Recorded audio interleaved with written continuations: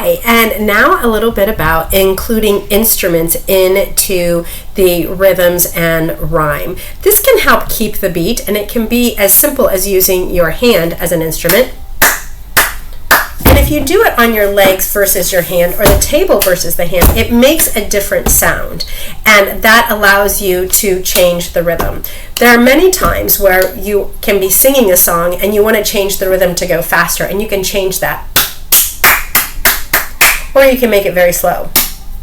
And introducing this idea of instruments either with something as elaborate as this or as simple as a tambourine can also help with sound isolation when learning how many beats a word takes up or how many syllables it has. I often use the word beats when introducing it to children and then switch over to syllables. Oh, your name has my name actually has 3 beats. Tamarah.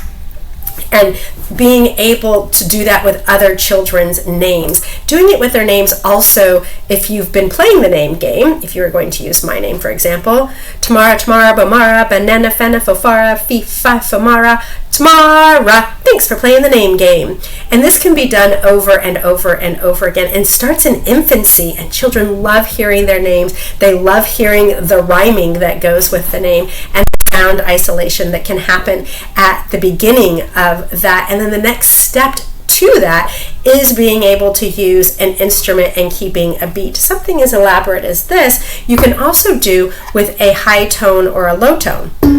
That's low.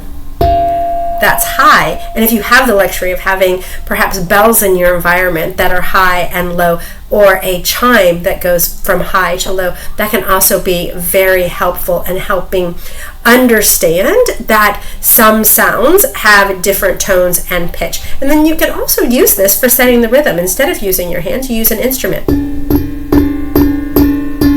And then you can add a tambourine where somebody is tapping at the same time. If they've mastered clapping, then a tambourine is ideal when it comes to adding a rhythm.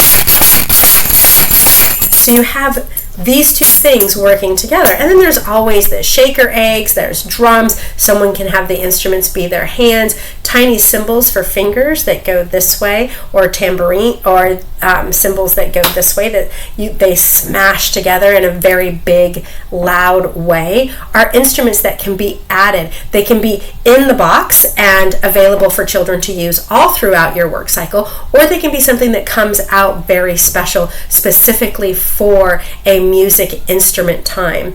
Importantly, when introducing instruments is to show how an instrument is used, to show reverence for the instrument and an understanding that this is special and it has a special place in our classroom. Using a full-size guitar, having that be separate under adult supervision and showing proper strumming, showing proper finger movement, and saying this is for someone who knows how to play guitar, but also having a practice instrument for children so that they know that they can explore and work with that and understand how it works. So when a larger guitar is placed into their hands, all the exploring has been done and they're ready to sit down and move their fingers and strum appropriately. This can also be used, an instrument can also be used if you have one that you only use for this particular purpose of calling attention to the classroom. It might be that it is something that you do. It's just this way.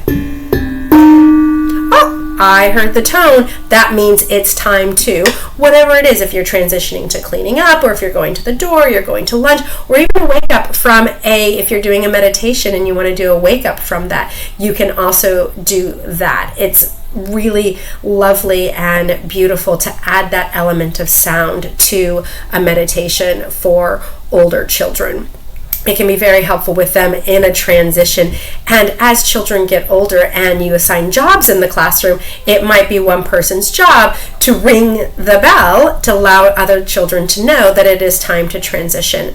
Using an instrument on the playground, for instance, if you have an outdoor space and you need to call children in, you can have a specific beat with your tambourine, for instance, that tells children that it's time to go. One of the ones that I've always used is, and I can either clap that, or do like I did with the tambourine. And that tells children that's the rhythm, that's the time to come, and it's time to line up either at the gate or fence or lift, whatever it is that you're using, to leave that space and go into the next space.